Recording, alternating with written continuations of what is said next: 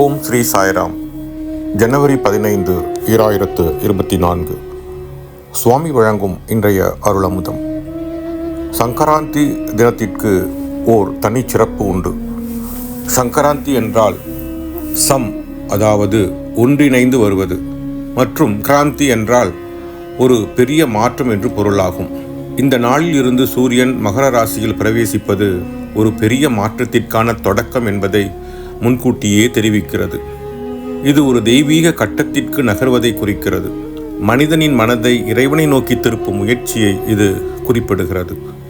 கண்களுக்கு அதிபதியான சூரியனிடம் நமது பார்வை பரிசுத்தமான, புனிதமான, பவித்திரமான மற்றும் தெய்வீகமானவற்றின் மீதே இருக்க வேண்டும் என பிரார்த்தனை செய்யும் நாள் இது.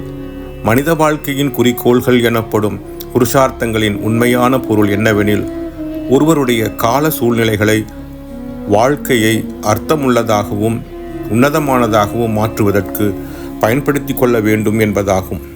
இன்று உலகில் குறிப்பிடத்தக்க வகையில் ஆன்மீக மாற்றத்தை நாம் ஏற்படுத்த வேண்டும்.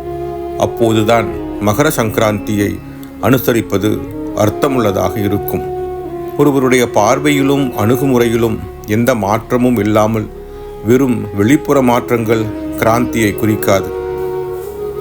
நாம் ஒரு பெரும் ஆன்மீக நல் மாற்றத்தை கொண்டு வரும்போது உண்மையான சாந்தி நிலவும்.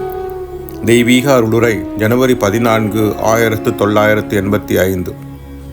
கிராந்தி அதாவது மாற்றம், சாந்தி எனும் அமைதி, இவை இரண்டும் உங்கள் இதயத்திலேயே இருக்கின்றன. உங்களுக்குள் அவற்றை கண்டறியுங்கள். இது உங்கள் கடமை என்கிறார் பகவான் ஸ்ரீ சத்திய சாயி பாபா. ஓம் ஸ்ரீ சாய்ராம்.